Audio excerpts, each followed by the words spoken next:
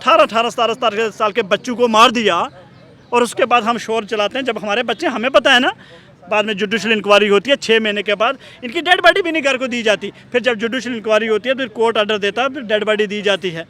उसके बाद जी हम चलो सज़ा देंगे, माफ़ी मांगते हैं, क्या हो जाएगा? माफ़ी मांगने से 3 बच्चों की घर वापसी हो जाएगी। बीजेपी के हर नेता ने हर एक जगह पे भाषण दिया था कि हम जम्मू कश्मीर को अमन और शांति में लाएंगे, जम्मू कश्मीर में डेवलपमेंट करेंगे। इन 3 सालों में खाली उनके झूठों का पर्दाफाश हुआ है और यही बदलाव हमें देखने को मिला है। उसके अलावा हमें कोई ऐसा बदलाव देखने को नहीं मिला है। 2 मिनट के अंदर इनकाउंटर में मरा दिया जाता है, मार दिया जाता है एक आम श्रीनगर के एक आम कश्मीरी को, और बोल दिया जाता है कि पाकिस्तान का मिलिटेंट है। क्योंकि आसान है ना, मुसलमान को पाकिस्तानी बनाना बिल्कुल आसान है। जो सरकार के खिलाफ बोले उसको पाकिस्तानी बोलना बनाना आसान है। हम मुजाहिद हैं, हम हथियार से डराने वाले नहीं हैं, हम पत्थर से भी डराने वाले नहीं हैं। हम आपको ये बताएंगे कि हम अपने आप पे जुल्म करेंगे, हम नंगे पाँव चलेंगे, हम भूख हड़ताल करेंगे, लेकिन झुकेंगे नहीं। हम हमारे हुकूकों को वापस मांगते हैं। हमें 370 वापस चाहिए, हमें 35A वापस चाहिए। हम आवाम से गुजारिश करते हैं, आप आइए हमारे दर्द को समझिए, जम्मू कश्मीर के आवाम के दर्द को, नौजवान के दर्द को समझिए, उसको दुख और जुल्म और सितम से बाहर निकालिए, वहाँ अमन और शांति को बहाल कीजिए, वहाँ पीस को लाइए, वहाँ हमेशा के लिए ये जो सारा इस वक्त कन्फ्लिक्ट वहाँ चल रहा है इसको ख़त्म कीजिए, ताकि आवाम का खून वहाँ ना बहे, मजलूमों का खून वहाँ ना बहे। जब ख़त्म किया था तो ये देख लीजिए, मैं जेल में रहा हूँ, तो उसके बाद मैं 3 साल से जूते उतारे हुए हैं मोदी जी ने, हमारे पाँव से जूते भी छीने हुए हैं। ये सुना रहे हैं भारत को। हम पत्थर मारने वाले, गोली चलाने वाले नहीं हैं। हम तो शूज़ उतार के अपना जुल्म भारत को दिखा रहे हैं, भारत की आवाम को दिखा रहे हैं। उसको कह रहे हैं आप सुनो हमसे, हमारा दर्द हमारे पास, आपके पास हम बैठेंगे दिल्ली जंतर मंतर पर, जो हम पे जुल्म होगा। जो बहुत कॉम्प्लेक्स लगती है, बहुत बड़ी समस्या लगती है।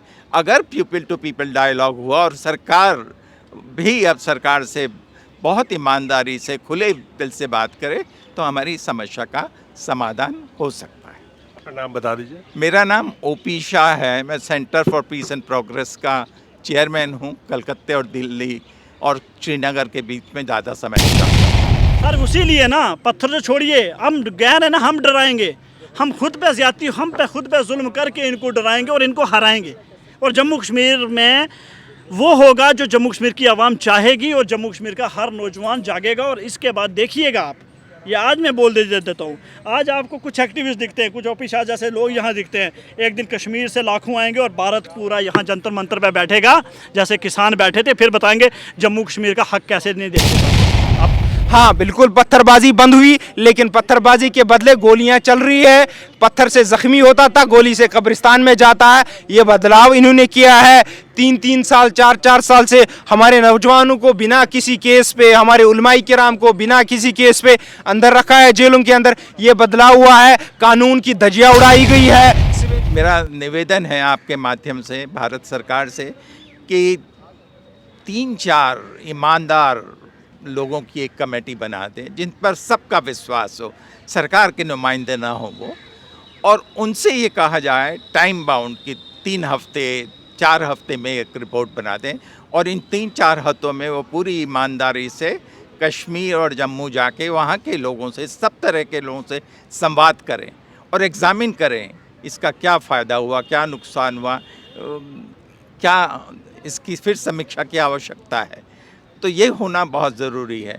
और सुप्रीम कोर्ट को, क्योंकि वही एक लास्ट होप रही है इस जनतंत्र को सुरक्षित रखने के, उनको केस जल्दी सुनना चाहिए। बहुत समय हम लोगों ने बर्बाद कर दिया है।